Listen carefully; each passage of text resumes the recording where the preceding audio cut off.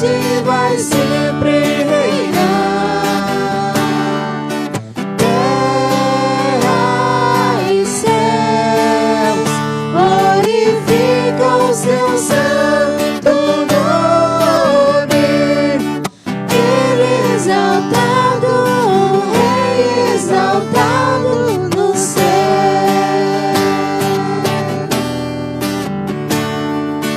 Ele exaltado, o Rei exaltado no céu.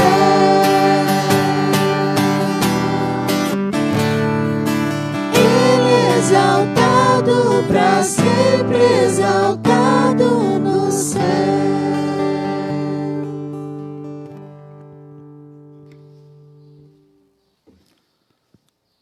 Bom dia a todos. A graça e a paz do nosso Senhor e Salvador Jesus Cristo seja com todos nós nesta manhã, nesse dia do Senhor, onde aqui estamos reunidos nesse momento de exercício espiritual. Queremos dar as boas-vindas para todos aqueles que nos assistem via Facebook e convidá-los, então, a ler a palavra de Deus. Leitura feita no Salmo de número 63. Faremos a leitura de todo este salmo. Salmo de número 63, que é um salmo de Davi, quando no deserto de Judá. Que nos diz assim, então, a palavra do Senhor: Ó Deus, Tu és o meu Deus forte, eu te busco ansiosamente, a minha alma tem sede de Ti, meu corpo te almeja, como terra árida, exausta, sem água. Assim eu te contemplo no santuário, para ver a Tua força e a Tua glória. Porque a Tua graça é melhor do que a vida, os meus lábios te louvam. Assim, cumpre-me bendizer-te enquanto eu viver. Em Teu nome levanto as mãos. Como de banha e de gordura, fartar-se a minha alma, e com júbilo nos lábios a minha boca te louva. No meu leito, quando de Ti me recordo, em Ti medito durante a vigília da noite. Porque Tu me tens sido auxílio à sombra das Tuas asas, eu canto jubiloso, a minha alma apega-se a Ti, a Tua destra me ampara. Porém, os que me procuram a vida para a destruir, abismar-se-ão nas profundezas da terra, serão entregues ao poder da espada, e virão a ser pasto de chacais. O rei, porém, se alegra em Deus, quem por ele jura gloriar-se-á, pois se tapará a boca dos que proferem mentira. O Deus que é o nosso Deus forte, o nosso refúgio, a nossa fortaleza, o Deus em cuja presença nós nos encontramos nesta manhã, e nos encontramos, então, oremos a Ele, pedindo que Ele nos fortaleça e nos dê das Tuas bênçãos nesta manhã. Bendito Deus, a Ti nós clamamos, rogando ao Senhor, ó Pai, no nome do Pai, do Filho e do Espírito Santo, ó Deus, que o Senhor, que está no céu, no Teu santo templo, o Senhor que do Teu trono de glória vê todas as coisas, contempla, ó Deus, a real situação da igreja que nos encontra no dia de hoje, impedidos, ó Deus, de nos reunir solenemente. Ó Deus, é como se estivéssemos, ó Deus, em um cativeiro, por não poder, ó Deus, reunir e não ver os irmãos, ó Pai, mas o Senhor mesmo, ó Deus, provê, ó Deus, o auxílio para nós. Nós Te louvamos pela forma, ó Deus, pela providência do Senhor nas nossas vidas. Prova disso, do cuidado do Senhor. É o Senhor ter nos dado, ó Deus, esse meio, ó Deus, via internet, poder alcançar irmãos que estão nos seus lares, impedidos, ó Deus, ó Pai, nessa reclusão, ó Pai, por causa do coronavírus.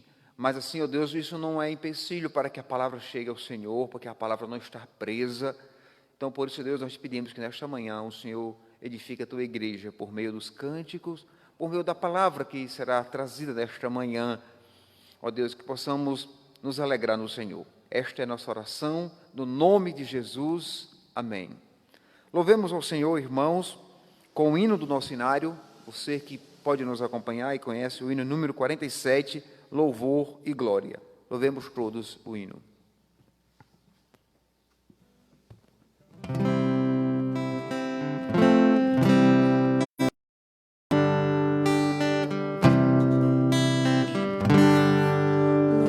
Louvamos-te, ó Deus, pelo dom de Jesus, que por nós pecadores morreu sobre a cruz. Aleluia, toda glória te rendemos, Senhor. Aleluia, a tua graça imploramos, amém. Louvamos-te, ó Deus, pois nos mandas a luz, que brilhando nas trevas a Cristo conduz. Aleluia, toda glória te rendemos, Senhor. Aleluia, a tua graça imploramos, amém. Louvamos-te, ó Deus, por teu Filho Jesus, que foi morto, mas vive no reino da luz. Aleluia, toda glória te rendemos, Senhor. Aleluia, a tua graça imploramos, amém. Louvamos-te, ó Deus, e rogamos, Senhor, dá-nos sempre sentir teu poder, teu amor. Aleluia, toda glória te rendemos, Senhor. Aleluia, a tua graça imploramos, amém.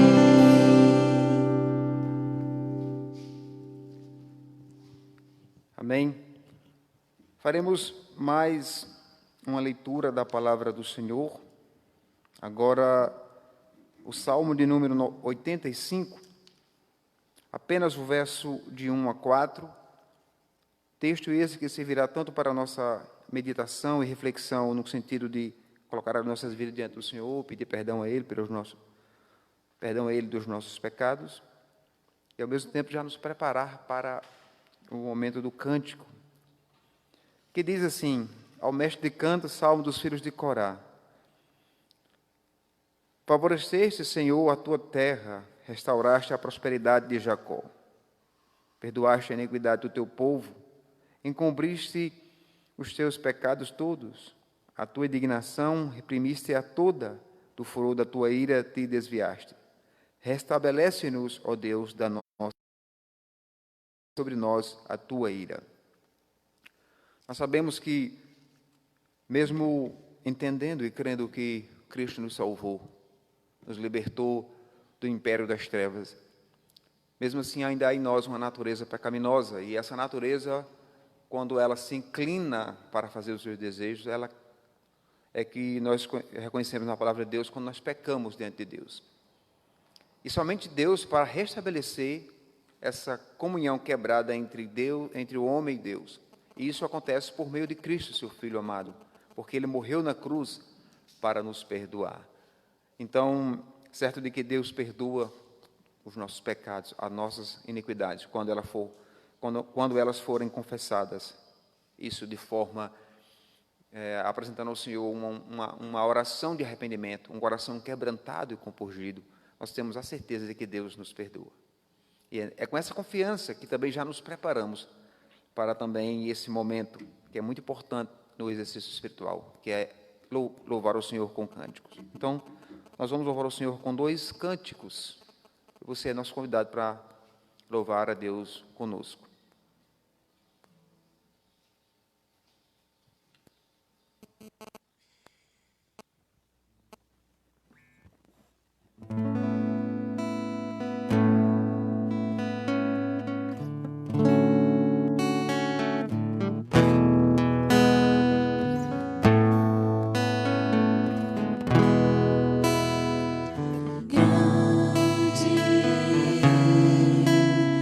Senhor, e muito digno de louvor. Na cidade do nosso Deus, seu santo monte, alegria de toda a terra.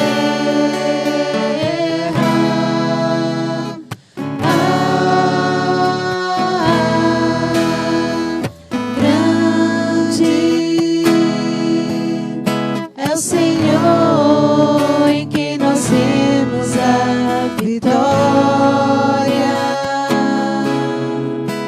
que nos ajuda contra o inimigo. Por isso diante dele nos prostramos e adoramos. Queremos o teu nome engrandecer e agradecer-te por tua obra em nossas vidas. Confiamos em teu infinito amor, pois só tu és o Deus eterno sobre toda a terra e céus.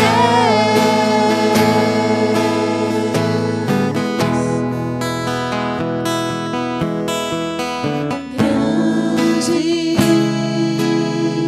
é o Senhor e muito digno de louvor. Na cidade do nosso Deus, seu santo monte, alegria de toda a terra.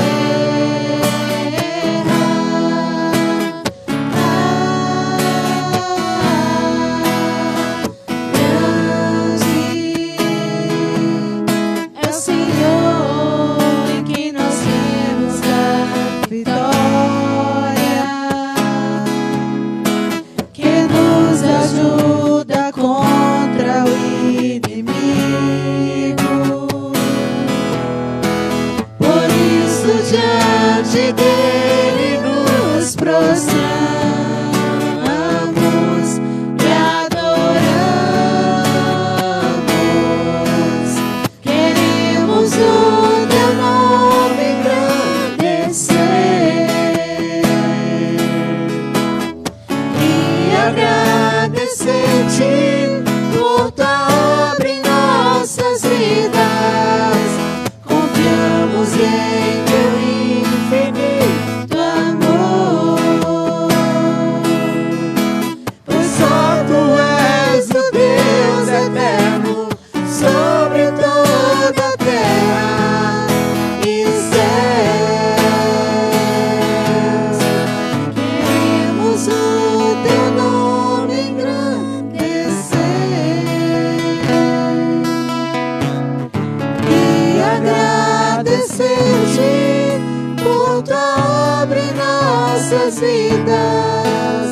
Confiamos em teu infinito amor, pois só tu és o Deus eterno sobre toda a terra e céus.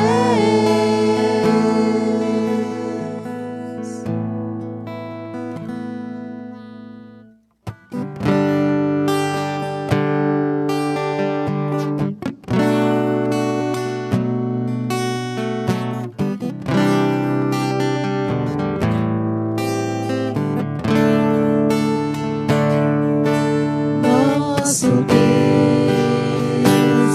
é soberano, Ele reina antes da fundação do mundo. Nosso Deus é soberano, Ele reina antes da fundação do mundo.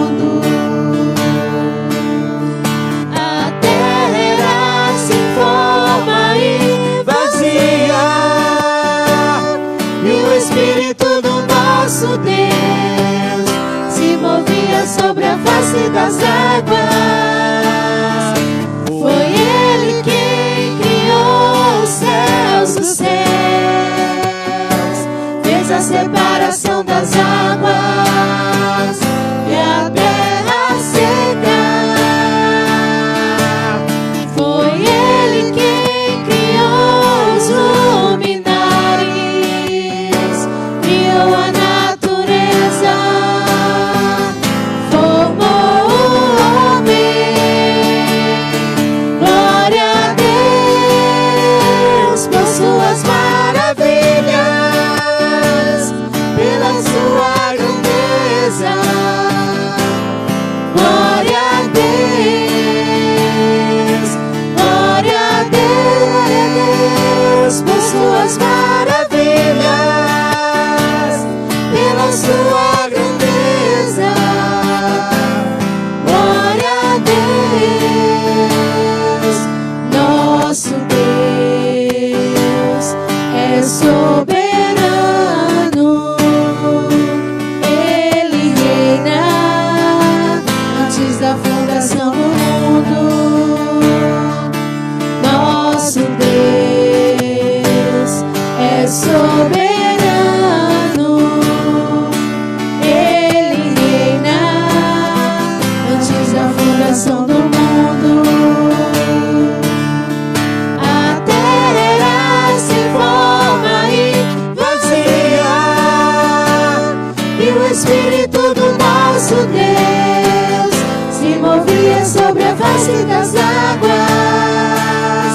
Foi Ele quem criou os céus dos céus, fez a separação das águas e a terra seca. Foi Ele quem criou os luminares, criou a natureza, formou o homem. Glória a Deus por suas maravilhas, pela sua grandeza. Glória a Deus, glória a Deus, glória a Deus por suas maravilhas, pela sua grandeza. Glória a Deus, nosso Deus.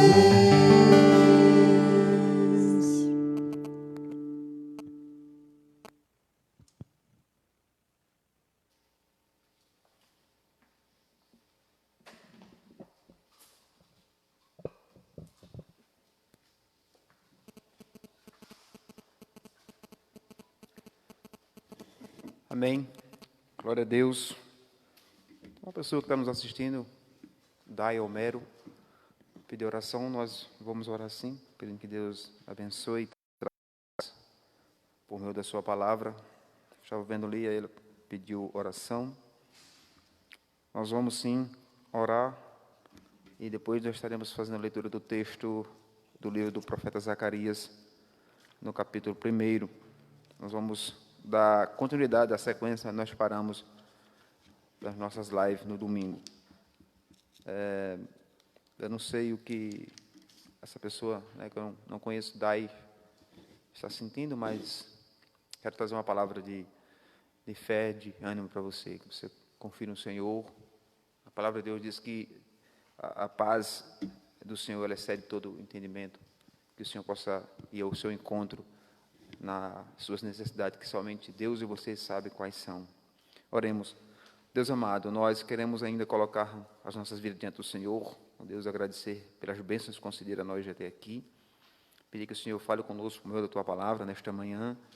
E também pedimos ao Senhor pela vida de Dai, meu Deus, essa pessoa que pediu oração, meu Deus, o Senhor sabe a sua real necessidade. Que o Senhor vá de encontro ao seu coração. Que o Senhor, Deus, traga alegria, traga ânimo, esperança, sobretudo, por meio da Tua palavra na sua vida. Que o Senhor nos edifique nesta manhã, ó Deus. Nós oramos com fé, crendo tão somente que o Senhor há de nos abençoar. É assim que nós oramos e te agradecemos no nome de Jesus. Então, queridos, nós paramos aqui as nossas lives no domingo, pois estávamos nos reunindo com as portas abertas. No entanto, tendo em vista o novo decreto do município, voltamos com as nossas lives. Então, nós vamos continuar onde nós paramos, no livro do profeta Isaías, melhor dizendo, Zacarias. E aí eu quero convidar você a abrir a sua Bíblia no capítulo 1 de Zacarias. A nossa primeira exposição foi feita no capítulo 1, do verso 1 ao 3. Naquela ocasião, nós lemos até o verso 6. Nós faremos novamente a leitura até o verso 6, para podermos compreender, então, assim, todo o contexto da palavra do Senhor. E aí estaremos dando continuidade do verso 4 ao verso 6. Então, nos diz assim a inerrante palavra do Senhor por meio do profeta Zacarias. No 8º mês do 2º ano de Dário, veio a palavra do Senhor ao profeta Zacarias, filho de Baraquias, filho de Ido, dizendo: O Senhor contra vossos pais. Portanto, dize-lhes: Assim diz o Senhor dos Exércitos: Tornai-vos para mim, diz o Senhor dos Exércitos, e eu me tornarei para vós outros, diz o Senhor dos Exércitos. Não sejais como os vossos pais, a quem clamavam os primeiros profetas, dizendo: Assim diz o Senhor dos Exércitos: Convertei-vos agora dos vossos maus caminhos e das vossas más obras, mas não ouviram, nem te atenderam, diz o Senhor. Vossos pais, onde estão eles? E os profetas, acaso vivem para sempre? Contudo, as minhas palavras e os meus estatutos, que eu prescrevi aos profetas, meus servos, não alcançaram os vossos pais? Sim, estes se arrependeram e disseram: Como o Senhor dos Exércitos fez tensão de nos tratar, segundo os nossos caminhos e segundo as nossas obras, assim Ele nos fez. Que Deus nos abençoe e aplique a sua palavra nos nossos corações. Querido irmão, o profeta Zacarias nos mostra que o arrependimento ele não é apenas um ato, digamos, psicológico, um ato emocional. É só naquele momento em que alguém sofre uma situação, então ele passa a ter um momento de emoção, mas o profeta vai dizer que o arrependimento ele está ligado diretamente ao arrependimento, à restauração de um relacionamento que foi quebrado, exatamente isso, ou seja, esse relacionamento foi quebrado pelo povo de Deus por causa do pecado, porém, restaurados e perdoados pelo próprio Deus. Então, não existe perdão fora de Deus, não existe reconciliação comigo mesmo, sem que não haja um mediador. Então, aqui nós vemos onde estava a raiz do problema, ou seja, a maior necessidade de Israel, que era de fato a relação com o seu Deus fora cortada por causa dos seus pecados, então, ou seja, pela rebelião do seu povo, e agora esse povo afastado da comunhão de Deus precisava de ser restaurado. Então, o próprio Deus vai trabalhar isso. Portanto, por que é interessante entendermos que existe essa necessidade de arrependimento? Porque sem o arrependimento não há uma relação humana com Deus. Ou seja, Deus, o ponto de partida de Deus se relacionar conosco é o fato de crermos que Cristo morreu por nós. Então, Ele é o nosso Salvador.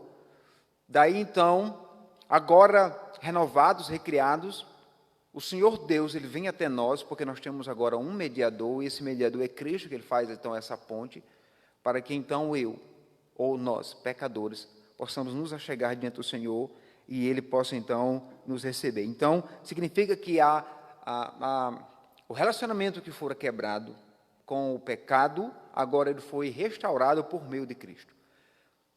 Pastor, e então agora eu, depois de ser convertido, então, eu não vou mais quebrar esse relacionamento com Deus? A Bíblia vai dizer que toda vez que a gente peca, a gente quebra. Mas também a mesma Bíblia que fala, a mesma palavra que fala que há uma quebra de relacionamento, ela fala também que há necessidade de ser restaurado. Por isso, o arrependimento. Por isso, a confissão. Por isso, um coração quebrantado diante do Senhor. Então, fica óbvio para nós que o arrependimento ele não é um evento único, mas ele é algo contínuo. Então, por isso, sempre nas nossas liturgias há um chamado ao arrependimento, como nós fizemos hoje no Salmo 85. Deus sempre chama o seu povo, venha até mim, vinde e louvai, se apresente a mim, venham na minha presença, no entanto, não venha de todo jeito. Vocês precisam vir com um sacrifício, com uma oferta agradável ao Senhor. E Deus só vai receber então essa oferta se nos colocarmos diante dele na posição de servos, de conhecer que nós somos pecadores e que Deus é santo. Então há essa necessidade de reconhecer quem Ele é e quem nós somos, e o que o pecado fez conosco. Então por isso que o Senhor nos chama a esse arrependimento contínuo, não apenas no ato do culto, mas o arrependimento ele é contínuo, ou seja, toda vez que a gente peca, João escrevendo a sua carta, sua primeira carta, ele vai dizer no capítulo 3, a melhor pergunta que a Bíblia responde para o que é pecado no Novo Testamento. O que é pecado? E João vai dizer, pecado é toda a transgressão da lei de Deus. Ou seja, aonde o homem transgredir, agora isso não é só para os crentes, mas aonde o homem, criado por Deus, a sua imagem e a sua semelhança, mesmo essa imagem e a semelhança estando distorcida por causa do pecado, aonde ela pecar contra Deus, há necessidade, melhor dizendo, aonde ela pecar, ela transgrediu, ela quebrou a lei de Deus. Por isso, a necessidade de um arrependimento. E somente quem perdoa é o Senhor Deus. Então, irmãos, devemos sempre nos voltar em sincero arrependimento para com o nosso Deus. E é exatamente isso que Zacarias está tratando nesse texto. É interessante você que está nos ouvindo aí, ver, poxa vida, logo de manhã cedo eu queria ver uma palavra de ânimo. O pastor falou que Deus ia fortificar, mas que é melhor palavra do que essa de nos mostrar que somos pecadores, somos dependentes de Deus, e se estamos transgredindo a lei de Deus, significa que nós estamos nos distanciando de Deus. Por isso, há uma necessidade de nos voltarmos para Ele. Isso é feito com uma oração, com uma confissão de que, de fato, transgredimos a lei do Senhor. Veja que a relação de Israel com os seus profetas, ele vai dar um exemplo aqui, era um exemplo de obediência. Os profetas obedeciam a palavra de Deus. Zacarias vai tratar isso no versículo 4, ele vai dizer, não sejais como os vossos pais, a quem clamavam os primeiros profetas, dizendo, ou seja, Zacarias está trazendo aqui, dizendo, olha, eu não sou o primeiro, eu não sou o último, mas já houve outros profetas antes de mim, que falaram aos pais de vocês, e os profetas diziam, assim diz o Senhor dos Exércitos, convertei-vos. Veja, que essa é a mesma pregação de João Batista, é a mesma palavra do próprio Cristo, arrependei-vos. Então, o profeta Zacarias está dizendo que no passado os pais ouviram por meio dos profetas, convertei-vos agora dos vossos maus caminhos e das vossas más obras, mas não ouviram, nem me atenderam, diz o Senhor dos Exércitos. Veja só que a relação da história, na história do povo de Deus, entre a atividade dos profetas e a rejeição de Israel, as suas palavras era extremamente repetitiva, ou seja, constantemente você vai ver Deus chamando o povo ao arrependimento, dizendo, olha, vocês fizeram errado, vocês devem se converter, voltem para os caminhos. O livro de Zacarias ele nos mostra isso através de repetição das palavras pais, ou seja, que significa gerações anteriores citadas por sua negligência ou pela sua desatenção, digamos, de uma palavra bem coloquial, pela sua desobediência. Ou seja, quando o povo desobedecia a Deus, era necessário Deus chamar. O povo não podia ir ser guiado com seus próprios corações. Então, Deus colocou um freio para, então, parar o povo. Exatamente era a ideia de termos a ideia da lei moral infundida nos nossos corações e também na nossa mente. Note que, ao rejeitarem as palavras dos profetas, não eram os profetas que eles estavam rejeitando, mas sim o próprio Deus. Então, quando Deus levantava um profeta, e então ele dizia, assim diz o Senhor, Deus estava falando ao povo, e muitas vezes o povo ouvia o profeta, mas não acreditavam. Mas eles não estavam rejeitando a palavra do profeta. Calvino vai nos dizer que quando o evangelho é pregado em nome de Cristo, é como se ele em pessoa falasse. Então, quando alguém rejeita o evangelho, está rejeitando o próprio Cristo. E para entendermos o que Calvino está dizendo nos dias atuais, porque hoje está muito confuso quando se diz, tem muitas pessoas pregando o evangelho, mas será que é o evangelho? E com isso eu não estou dizendo que só apenas nós, presbiterianos, pregamos o evangelho. Tem muitas igrejas que pregam o evangelho de fato, o evangelho verdadeiro. No entanto, se faz necessário dizer que em alguns púlpitos, em algumas denominações, não tem o verdadeiro evangelho. Então, se não tem o verdadeiro evangelho, Cristo não fala. Porque Cristo só fala quando o verdadeiro evangelho é anunciado na sua essência, com poder e glória. É exatamente isso. Então, falam de Cristo, falam de céu, de inferno, falam de muita coisa, mas não falam o que o evangelho está dizendo. Então, o evangelho parece, mas não é. Digamos, um evangelho híbrido, ou seja, um evangelho misturado. Você faz necessário pregar o evangelho como é. Ou seja, Deus ele não precisou entrar em detalhes quanto aos pecados de Judá. Por quê, irmãos? Porque as próprias feridas do exílio ainda estavam ali bem, digamos, frescas em suas vidas, em seus corações. Veja que eles sofreram muito. Então, do que eles precisavam se converter? Um povo que sofreu, um povo que ainda as feridas estavam aparecendo ainda, estavam patentes ainda nas suas vidas. De que se arrepender? Um povo que sofreu, um povo que estava oprimido por outra nação. Qual a necessidade de arrependimento? Muitas vezes, até no dia de hoje, pessoas fazem essa pergunta, se arrepender de quê? Ora, eu levo uma vida muito boa. Eu sou uma pessoa religiosa, eu vou para a minha igreja, eu pago as minhas contas em dias. Eu não tenho problema com ninguém, eu sou uma pessoa do bem. Se arrepender de quê? Mas aí ele se esquece de que todos pecaram. Nós já nascemos com a natureza pecaminosa. Então, não existe um homem na terra 100% santo que não vai pecar. Nós pecamos, sim, com a nossa mente, com o nosso coração, com desejos, com ações. Existem N formas de falar como o pecado ele flui nas nossas vidas. Então, de que se arrepender? De que se converter? Melhor dizendo, o profeta vai dizer, de seus maus caminhos. Veja, quem está falando é Deus a Israel. Então, Deus conhece o coração do povo. Deus sabia da transgressão no coração do povo. Deus sabia, de fato, aonde o povo estava se desviando. Por isso, ele suscita o profeta. Então, é uma direção, ou seja, um caminho, uma mentalidade ou uma tendência de sempre optar pelo caminho do mal. E muitas vezes nós fazemos isso muito bem. O ser humano ele é maestro em fazer isso. No coração, o olho, a gente vê, então a gente deseja, a gente maquia no coração. Não precisa necessariamente o parceiro ver ou outra pessoa ver. Mas Deus que tudo vê sabe. Então é exatamente isso. Deus sabia que os caminhos de Israel, o intento do coração do povo era mau. Então Deus está dizendo, converta-se. Não vão por esse caminho que vocês estão querendo ir. E aí ele vai dizer, ainda continua, converta-se dos seus maus caminhos, converta das suas obras. Ou seja, a prática aqui, no caso das suas obras, seria a prática de uma atividade mal.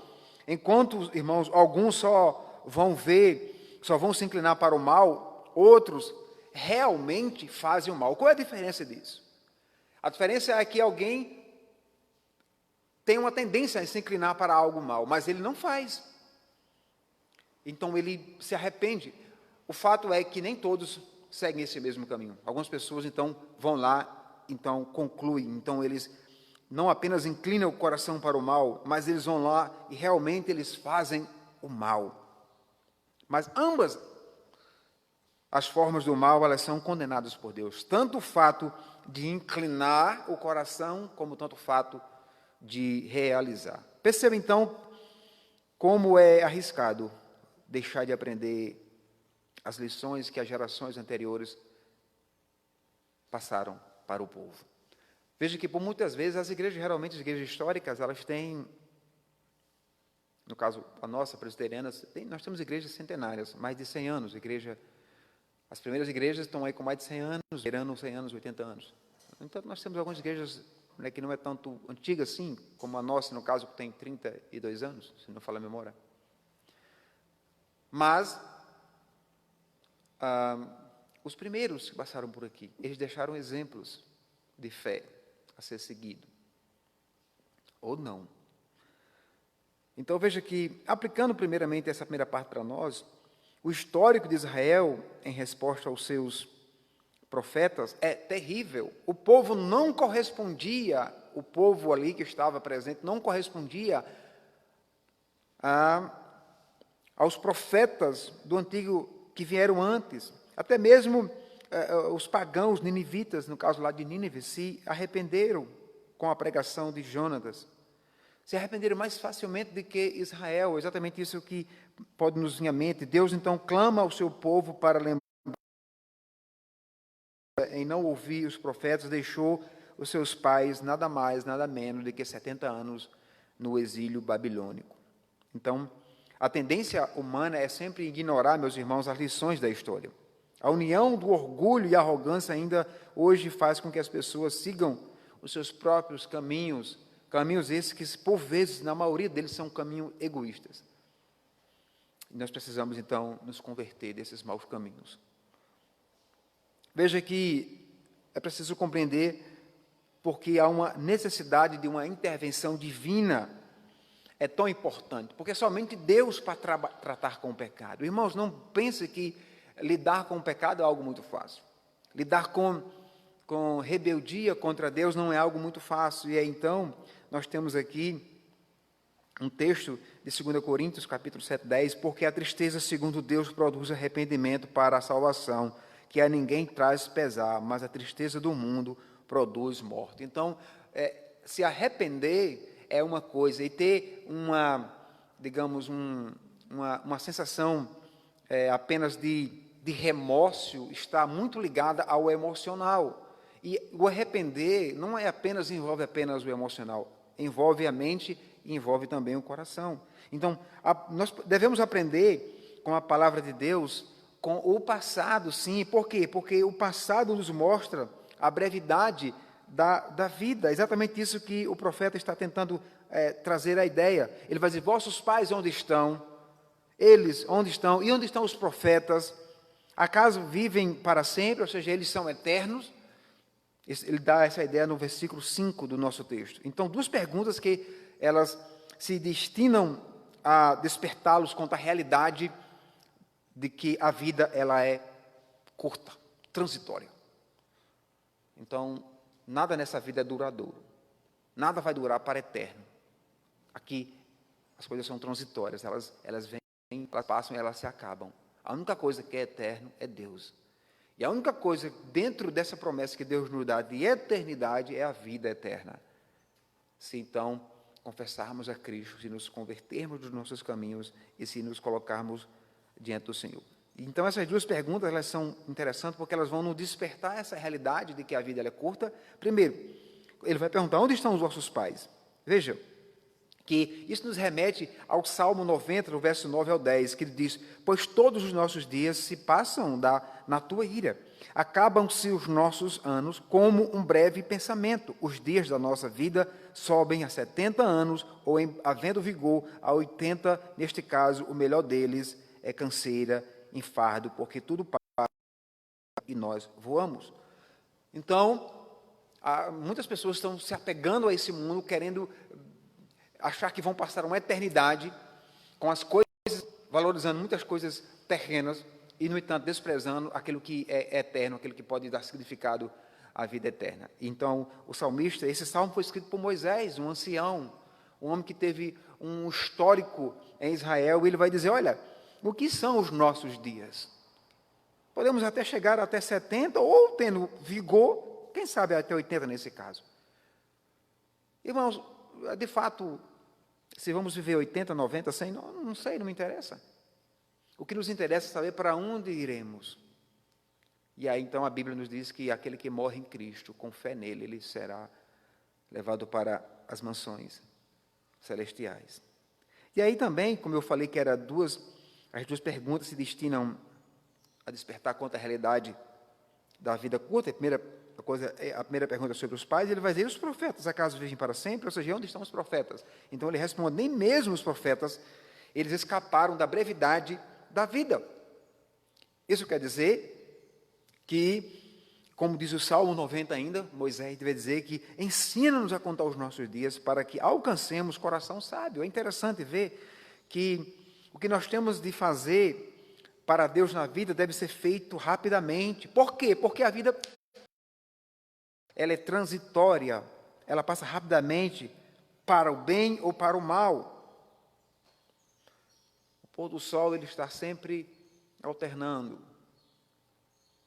E é interessante de que nós devemos ter a certeza da palavra de Deus. Por quê? Porque ele vai dizer: contudo, as minhas palavras e os meus estatutos que eu prescrevi aos profetas, os meus servos não alcançaram aos vossos pais? Sim, estes se arrependeram e disseram: como o Senhor dos Exércitos fez tensão de nos tratar, segundo os nossos caminhos e segundo as nossas obras, assim ele fez. Versículo 6, que é o último texto da nossa passagem. Embora, irmãos, a história de Israel lembrasse aos judeus que os seus pais e profetas haviam morrido, mas a palavra de Deus permanece para sempre. Então, o que é eterno é Deus, é a sua palavra, no caso aqui mostrando que os tempos passam, podem mudar, mas eles não vão durar para sempre. Mas a única coisa que permanece para sempre é a palavra. O Salmo 119, versículo 89, ecoa até hoje, dizendo, Isaías 40, versículo 8, que vai dizer que, sendo pregada por Cristo, também lá no Evangelho de Mateus, capítulo 5, versículo 18. Veja que a expressão alcançaram os vossos pais, ela tem raiz na promessa. Deus fez uma promessa ao seu povo, essa promessa diz respeito diretamente ao pacto. Então, como bênção, como fruto do temor, a obediência à lei de Deus, mas também como resultado da desobediência da lei de Deus, que nós chamamos, se você obedece, então você tem as bênçãos do pacto sobre a sua vida. Mas se você desobedece, você tem as maldições do pacto na sua vida. Então isso tudo é resultado da desobediência, que seria falta de temor a Deus, ou recebendo uma bênção do pacto, seria fruto da obediência, porque o temor do Senhor foi vivenciado na vida dos seus servos. E quando nós olhamos para o Antigo Testamento, o texto de Deuteronômio, capítulo 28, o verso 15 e o verso 15, ele nos clareia essa ideia desse pacto, dessa aliança que Deus fez conosco. E eu passo a ler, então, agora na íntegra, que diz assim: será, porém, que se não deres ouvidos à voz do Senhor teu Deus, não cuidando em cumprir todos os seus mandamentos e os seus estatutos que hoje te ordeno, então virão todas estas maldições sobre ti e te alcançarão. Então aqui estão as maldições do pacto. Mas o texto aí não termina. Lá o versículo 45 diz: todas essas maldições virão sobre ti e te perseguirão e te alcançarão, até que sejas destruído, porquanto não ouviste a voz do Senhor teu Deus, para guardares os mandamentos e os estatutos que eu te ordeno. Irmãos, o que vai distinguir um profeta como um servo de Deus é a permanência, é a imutabilidade da palavra de Deus revelada a ele, com o propósito de converter o seu povo ao Senhor. A maldição da aliança, ela persegue, ela alcança quem pratica o mal até que ele seja destruído. Ninguém quer isso, obviamente, mas é algo que nós não podemos correr, não tem como mudar isso aqui. Ou é bênção do pacto, ou é maldição. Alguém vai dizer: mas Deus não amaldiçoa ninguém. Não é a questão que Deus amaldiçoa, não. É o fato que ele decretou isso, e o fato dele ser imutável, ele não pode mais voltar atrás. Então, se eu obedeço a palavra de Deus, agora perceber, se obedecer aqui não é uma troca, não é uma barganha, não é algo que você vai fazer, não é a concessão, eu vou fazer isso para que Deus me dê isso, não é. A ideia é: obedeça, e as bênçãos que do pacto, elas poderão chegar a você. A maldição da aliança, ela persegue, ela alcança quem pratica o mal até que ele seja destruído. É essa a ideia.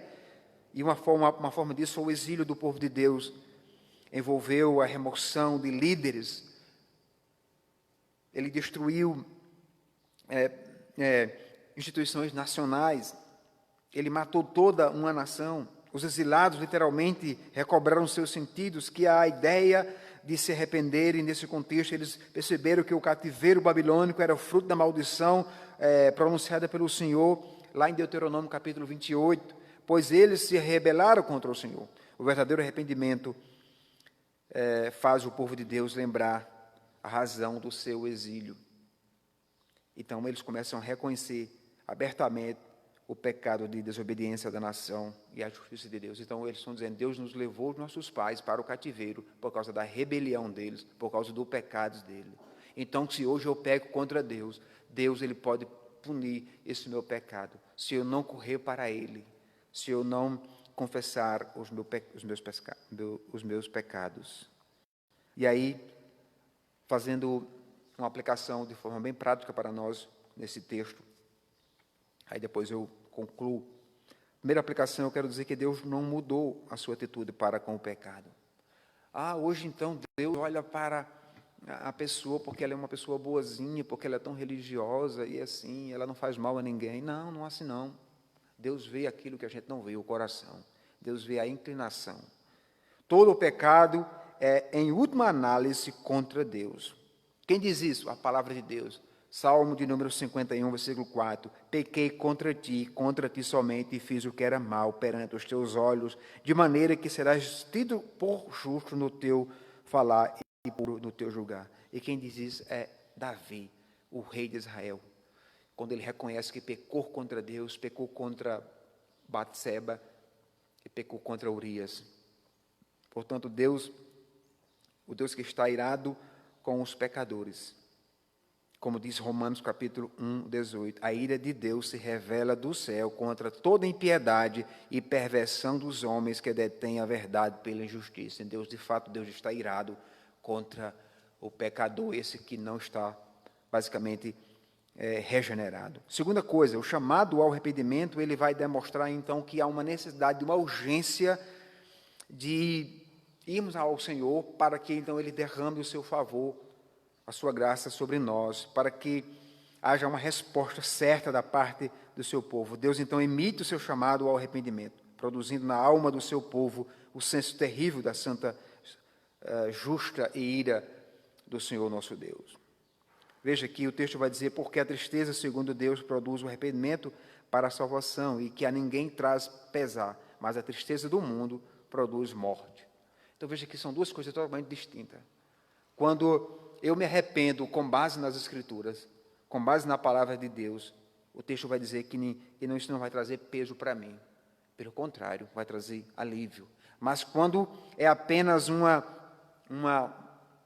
somos motivados apenas por um sentimento, pelo emocionalismo, ou talvez com um remorso, e aí Paulo vai dizer que é como se fosse por causa do mundo, e isso não vai produzir tristeza, não vai produzir arrependimento em nós. Pelo contrário, vai produzir tristeza e vai produzir morte. 2 Coríntios 10, 7. E, em terceiro, dizer que o arrependimento, ele é nacional, ele é para a nação. Quando Isaías vai dizer no versículo 3, tornai-vos para mim, diz o Senhor dos Exércitos, e eu me tornarei para vós outros, diz o Senhor dos Exércitos. Então, veja que o chamado é para toda a igreja, é para todo homem. Não estamos lidando com um conceito religioso, digamos, abstrato, mas de um relacionamento, de algo que pode ser, então, vivenciado. Em essência, o arrependimento é um afastamento de tudo que atrapalha o relacionamento com Deus. Então, você vai retornar a sua vida ao Senhor, dizer, olha, a minha vida é do Senhor. É muito fácil, muitas pessoas cantam, a minha vida é do meu mestre, a minha vida é do Senhor. Eu faço tudo para Deus, eu entrego tudo a Ele. E, na verdade, não entrega, são apenas palavras jogadas ao vento, porque Deus sonda o coração. Então, esse negócio de dizer que a minha vida toda é para o Senhor, é muito fácil expressar isso de forma verbal. Agora, no sentido de renúncia, de entrega, de prática, que é mais difícil. Então, nós devemos, de fato, nos arrepender. Então, o julgamento do passado, ele preanunciam o que vai acontecer no futuro. Então, no caso, a obediência, que é caminho de vida, que é as bênçãos do pacto. Do outro lado, nós temos o caminho, temos a desobediência, que é as maldições do pacto, que está relacionada diretamente com o caminho da morte. E aí eu concluo dizendo que a vida é curta, por isso nós devemos dar atenção à palavra de Deus agora. Veja a urgência de voltar-se para o Senhor, viver um relacionamento pessoal com Ele. O texto vai dizer, e aí eu concluo lendo 2 Coríntios, capítulo 5, versículo 18 a 21, que diz, ora, tudo provém de Deus, que nos reconciliou consigo mesmo, por meio de Cristo, e nos deu o ministério da reconciliação, a saber que Deus estava em Cristo, reconciliando consigo o mundo, não imputando aos homens as suas transgressões, e nos confiou a palavra da reconciliação, de sorte que somos embaixadores em nome de Cristo, como se Deus exortasse por nosso intermédio, em nome de Cristo, pois rogamos que vos reconcilieis com Deus. Aquele que não conheceu o pecado, ele o fez pecado por nós, para que nele fôssemos feitos justiça de Deus. Então, somente em Cristo nós podemos ter a reconciliação. Somente em Cristo nós podemos receber o perdão dos nossos pecados. Se volte para o Senhor hoje, com fé e com obediência a Ele mesmo. Que Deus nos abençoe e que Ele aplique em nós a sua palavra. Nós vamos terminar, então, a nossa live com a palavra de oração, agradecendo a você que está nos acompanhando e convidando a estar conosco novamente, hoje, às 19h30, para mais um momento de adoração e da palavra do Senhor Deus. Oremos. Senhor, nosso Deus e Pai, bendito seja o Senhor, Deus único e verdadeiro, o Deus que criou todas as coisas, que se revelou no Gênesis, revelou-se a Adão, nosso primeiro pai, a nossa primeira mãe, Eva, o Senhor que viu a transgressão dos nossos primeiros pais, o Senhor mesmo que colocou-lhes, ó Deus, as condições para eles, como eles falharam no pacto da obra, o Senhor nos dá então o pacto da redenção, em Gênesis 3,15. Ó Deus, e durante todo o Antigo Testamento, não apenas no Pentateuco, mas também nos livros históricos, ó Deus, nos Juízes, o Senhor foi mostrando o Evangelho, os ofícios de Cristo, de profeta, rei, sacerdote, ó Deus, mostrando, conduzindo o teu povo, até chegar aos profetas, ó Deus, depois dos juízes, os reis, os profetas, os governadores, tudo apontavam para Cristo, tudo apontava para o reino eterno. Então, o Senhor veio encarnado na pessoa de Jesus, o Senhor inaugurou o milênio na sua vinda, o Senhor estabeleceu o seu reino, ó Deus, mostrou que o seu reino não é terreno, mas sim é eterno.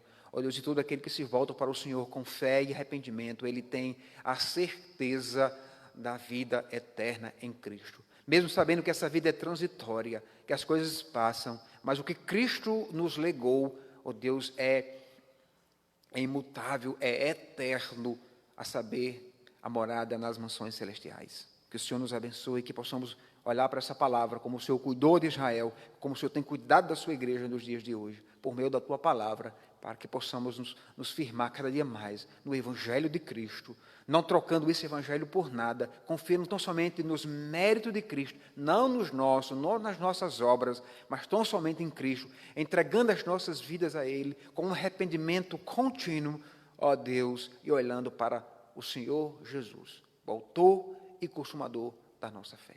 Que o Senhor nos abençoe, que o Senhor derrame graça sobre nossas vidas. Esta é a nossa oração, no nome de Jesus. Amém. Deus os abençoe.